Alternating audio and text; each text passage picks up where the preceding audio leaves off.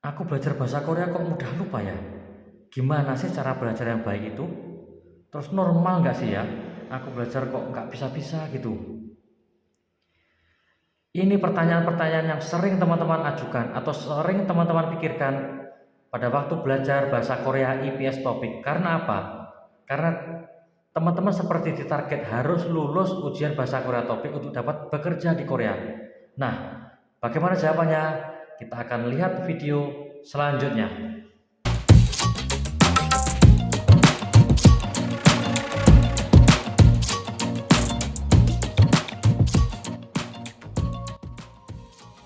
Annyeonghaseyo teman-teman, masih semangat ya? Sebelum belajar kita berdoa dulu. Bagi non-muslim berdoa sesuai dengan kepercayaannya. Bagi yang muslim berdoa mengikuti saya. Bismillahirrahmanirrahim. Ila hadratin Nabil Mustafa Muhammadin sallallahu alaihi wasallam al-Fatihah. Bismillahirrahmanirrahim. Alhamdulillahirabbil alamin. Arrahmanirrahim. Maliki yaumiddin. Iyyaka na'budu wa iyyaka nasta'in. Ihdinas siratal mustaqim. Shiratal ladzina an'amta 'alaihim ghairil maghdubi 'alaihim waladdallin. Amin. Bismillahirrahmanirrahim. Abdul Qadir Al-Jailani Al-Fatihah. Bismillahirrahmanirrahim. Alhamdulillahirabbil alamin. Arrahmanirrahim. Maliki yaumiddin. Iyyaka na'budu wa iyyaka nasta'in. Ihdinas siratal mustaqim. Shiratal ladzina an'amta 'alaihim ghairil maghdubi 'alaihim waladdallin. Amin. Khususnya untuk niat kita belajar bahasa Korea IPS topik supaya dipermudah, ikut ujian IPS topik supaya lulus semua dan bekerja di Korea dipermudah dan bisa berangkat dan bekerja di Korea serta sukses balik lagi ke Indonesia. Al-Fatihah. Bismillahirrahmanirrahim. Alhamdulillahirabbil alamin. Arrahmanirrahim. Maliki yaumiddin. Iyyaka na'budu wa iyyaka nasta'in. Ihdinas siratal mustaqim. Shiratal ladzina an'amta 'alaihim ghairil maghdubi 'alaihim waladdallin. Amin. Oke teman-teman, seperti yang teman-teman banyak ketahui dan tanyakan, bahwasanya untuk mengikuti ujian IPS topik atau bekerja di Korea itu diikuti oleh peserta yang berumur 18 tahun sampai 38 tahun. Artinya apa? Kemampuan masing-masing orang jelas tidak sama. Beda seperti halnya jika kita sekolah. Kita sekolah itu semuanya seumuran teman-teman. Misalnya sekolah SMP, umurnya ya antara 12 tahun sampai 15 tahun. Misalnya kita sekolah SMA, umurnya ya antara 15 sampai 18 tahun. Artinya apa? Kemampuannya ya rata-rata. Kemampuan fisik, kemampuan pikiran rata-rata. Problem masing-masing orang pun juga rata-rata. Beda dengan kita belajar bahasa Korea IPS topik. Ada yang masih muda yang baru lulus SMA, ada yang udah berumur 35 tahun, ada yang sudah berumur 38 tahun, ada juga yang masih 25 tahun atau 22 tahun. Dan masing-masing orang memiliki background yang kita tidak tahu. Ada yang bekerja capek, ada yang sudah berkeluarga juga capek ngurus anak, ada yang masih muda yang masih main-main dan lain sebagainya. Maka metode apa yang tepat untuk belajar bahasa Korea? Sebenarnya ada banyak metode teman-teman ya. Contohnya kemarin ada suatu lembaga yang menggunakan metode keras, metode palutor namanya. Palutor itu gimana sih? Seperti ini. Orang yang sudah bisa membaca Hangul, maka dia langsung ditugaskan untuk menghafalkan kosakata teman-teman. Satu hari bisa 50 kosakata, bisa 100 kosakata. Terus kalau tidak hafal gimana? Kalau satu saja tidak hafal kosakata, maka dia disuruh push up 10 kali. Kalau tidak hafal dua, berarti disuruh push up 20 kali. Nah, itu kalau yang masih muda, yang kuat, ya mungkin tatak aja ya. Nah, ada salah satu teman yang udah berkeluarga, mentalnya udah capek lah, pikirannya capek, udah bekerja, ikut sekolah, terus ditekan seperti itu, akhirnya dia keluar. Karena apa? Dia nggak kuat teman-teman mentalnya. Nah, apakah metode seperti itu bagus? Tentu saja bagus dan tidaknya itu tergantung dari kondisi teman-teman ya. Tidak ada yang bagus, tidak ada yang jelek, yang ada adalah tepat. Nah, karena masing-masing orang nggak sama, gimana sih cara memperoleh atau mendapatkan metode yang tepat? Kalau kami menggunakan metode repetition teman-teman. Repetition artinya diulangi. Apanya yang diulangi? Semuanya, mulai dari kosakata, dari pelajarannya, dari bacaannya, diulangi dan diulangi. Ingat ya, bukan dihafalkan tapi diulangi. Loh, kalau nanti diulangi terus nggak hafal gimana? Ya nggak apa-apa, diulangi aja terus. Loh kok bisa? Insya Allah akan bisa teman-teman, karena udah ada yang membuktikan. Apa sih yang diulangi? Satu, audio. Berarti meliputi mulut berbicara atau mengucap, telinga mendengar. Ingat ya, kita tidak hanya mendengar dari YouTube atau dari audio yang kita setel atau kita putar, tapi kita memang mengucapkan dengan keras dan telinga mendengarkan. Kalaupun kita malu mengucap dengan keras, minimal telinga kita mendengar. Yang kedua adalah visual. Visual berarti mata melihat atau pikiran memvisualisasikan atau membayangkan. Contohnya kata kada, membayangkan kata k.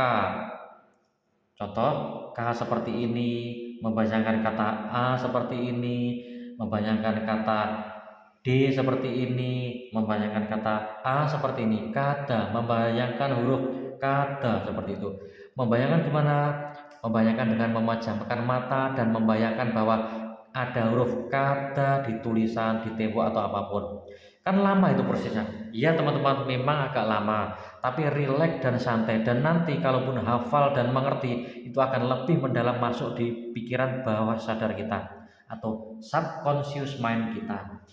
Yang ketiga adalah dengan lewat gerakan. Gerakan seperti apa sih?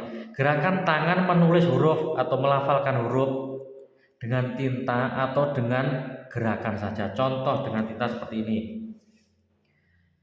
Ingat, visual, gerakan, mendengarkan. Contoh saya menghafalkan huruf K, D, B, T, S. Contoh K, saya menyebut K.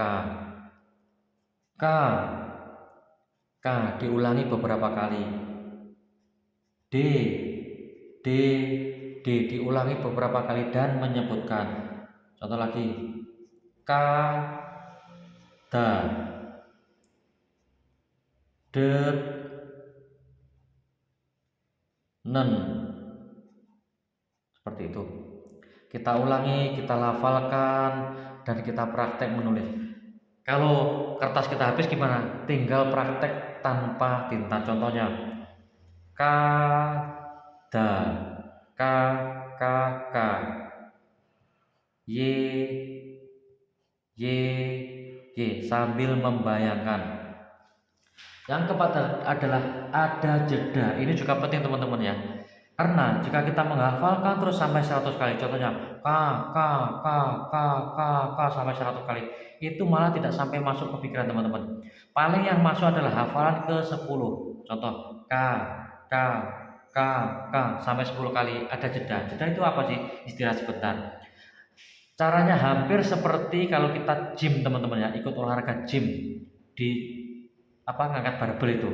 Kita misalnya membesarkan bicep, kita angkat, kita ulangi sebanyak 10 kali, kita istirahat lagi, kita ulangi 10 kali lagi. Seperti itu teman-teman.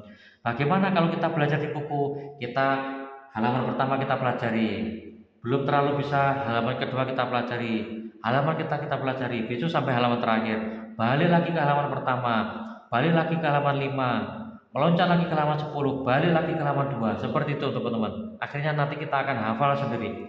Contohnya, kemarin itu ada adik saya teman-teman, adik perempuan, adik ipar, itu ikut IPS topik dan lulus, kebetulan lulus. Nah itu saya tanya, gimana cara belajarnya? Saya ajari juga tidak bisa. Arti tidak bisa itu kalau menghafalkan dipaksa, dia malah hang teman-teman, pikirannya hang terus malah lupa. Terus cara efektif bagi dia apa? Dia cuma membaca teman-teman. Contohnya seperti ini. Contohnya dia cuma membaca Kongbu Hada belajar, Hangguk Korea, Kyoron menikah, Eneng Bang, Anyong Hasio salam, Ilheo bekerja, Keda memadamkan, Tal anak perempuan, Jada asin, Pang roti, Sal beras, Ane istri, Yagan kerja malam, dan seterusnya. Nanti ditutup, pelan-pelan istirahat. Setelah buku ditutup, dia suruh mengingat-ingat. Contohnya seperti ini. Kata apa? Dia akan lupa. Eneng apa? Lupa. Kongbuhata apa? Lupa. Kalau buka buku tahu, oh Kongbuhata belajar. Kadang-kadang ada yang ingat, Ane apa? Istri. Kadang ada yang ingat, kadang ada yang tidak. Tapi kok dia bisa lulus? Waktu mengerjakan tiba-tiba dia ingat teman-teman, atau dia tahu cara mengerjakannya, atau tahu maksud dari kalimatnya dan tahu jawabannya. Ingat ya, tiba-tiba itu namanya subconscious mind atau alam bawah sadar. Dia tidak belajar menulis, hanya visual dan audio. Dia suruh menulis nggak bisa teman-teman, bahkan mengingat banyak yang lupa. Tapi waktu mengerjakan tiba-tiba bisa. Sebenarnya bukan tiba-tiba, tapi dengan proses belajar yang diulang-ulang terus tadi, akhirnya bisa. Oke teman-teman, itu saja motivasi untuk hari ini. Bagaimana cara menghafal. Besok ke depan kita juga akan memberikan motivasi-motivasi selanjutnya agar teman-teman tetap semangat, semangatnya tetap membara dan tidak turun. Kalau turun gimana? Ya biasa, kalau turun tidur, istirahat, setelah itu belajar lagi, semangat lagi. Wajar teman-teman ya.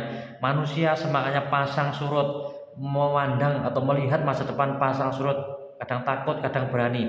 Tapi kita bangkitkan terus semangatnya. Kita belajar bersama dan kita bangkitkan semangatnya agar terus belajar sampai lulus, sampai sending, sampai bekerja di Korea, merubah nasib kita, keluarga kita, dan orang-orang yang kita cintai.